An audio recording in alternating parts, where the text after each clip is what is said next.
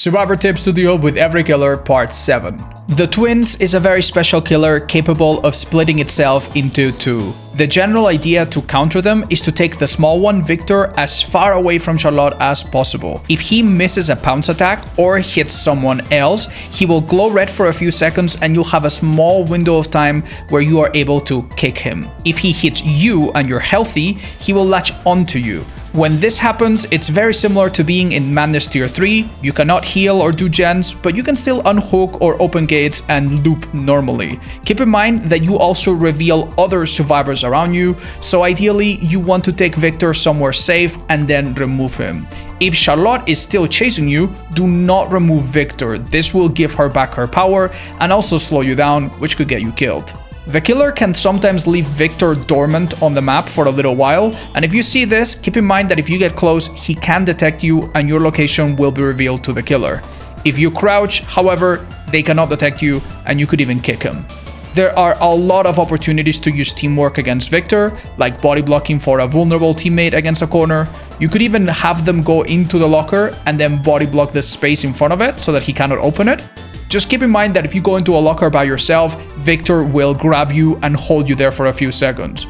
If you are very far away from Charlotte though, this can be a great play because you'll be able to exit it before she can catch up.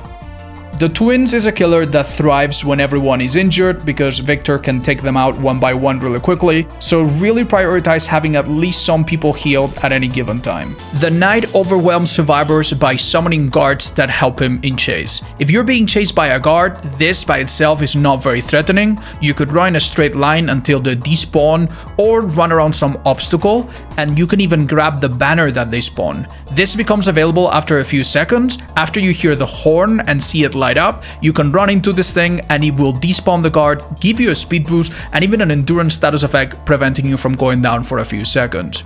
Many times you will find yourself being chased by the Knight and his guard at the same time. This is not a big deal if they both approach you from the same direction, just run away from them and the guard will typically despawn very quickly, but good Knight players will often force you into a situation where you are being pincer attacked from both sides. And here, it's very important that you don't run into the guard. If you run into the guard, you could take a hit and then the killer himself could down you right after. If you run into the killer and he hits you, this will despawn the guard, so you'll only take one instance of damage.